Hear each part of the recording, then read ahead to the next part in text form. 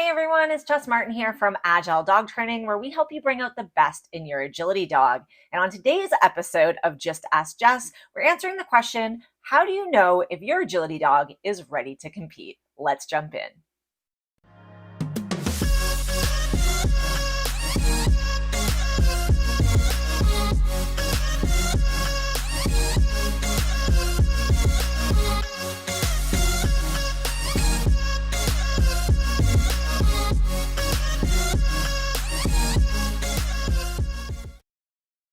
So our first point in our ring ready checklist is, are your training props faded out? Things like targets, stride regulators, backside bumps, anything that you would use to help your dog be successful. Now, this doesn't mean they have to be faded out 100% all the time, but your dog should be able to complete, especially your obstacle behaviors, without the use of training props in order to be successful in competition.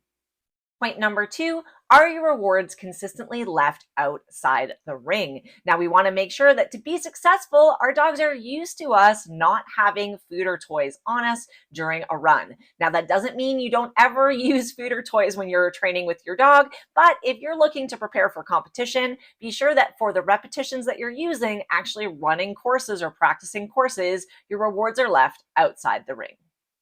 Building on our last point, will your dog stay focused without the use of food or toys? I see a lot of people when they're training, if the dog gets distracted, they immediately pull out a toy or pull out some food to get the dog's focus back. Now, obviously, we can't do that in the ring, so it's important that our dogs are used to paying attention without the use of food or toys, and that we can bring the energy up and keep the dog focused for the duration of our training session. Something I always recommend is making sure that you're practicing above the skill level your dog will actually be competing at. This will make it a lot easier for you in the actual competition and make sure that you're ready for anything the judge may throw at you. So something I always do in preparation for competition is what I call an if-then plan. And this is basically looking through possible scenarios, hypothetical situations that may happen, and making sure that I have a very clear way that I am going to deal with this. So for example, if my dog pops out of the weave poles, what is my response going to be? The more I plan out, the less I have to do things and make decisions in the moment, and that is going to help me be consistent over time. So make sure that you plan out any of the if scenarios that may happen for your particular dog, and then you can plan what your response is going to be. You also want to make sure that you know the basic rules of the organization you're going to be competing in. Every organization is a little bit different, so by knowing the rules, you won't have any unexpected surprises. You'll know whether you can, for example, train in the ring. Can you do a fix and go on the contacts? So this way, you know you're prepared and you won't get into trouble with breaking any of the rules.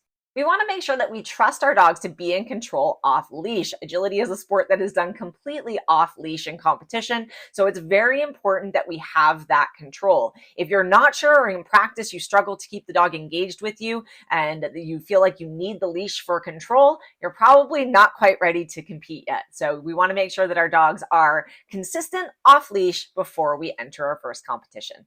And finally, remember to be realistic. Skills often get weaker under pressure. And of course, competition is pressure both for you and for your dog. So any of those skills that are a little bit weaker in practice will tend to break down first. So make sure that you cover these in your if-then statement so you're completely prepared for anything that might happen. Remember, your first competition doesn't need to go perfectly. There's going to be things that happen, but we want to make sure that we're setting up our dogs up for success throughout their agility career.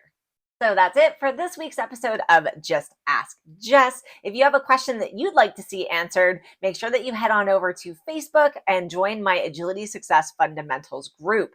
There I have a post where you can ask your question to be answered on future episodes of the show. Until next time, happy training.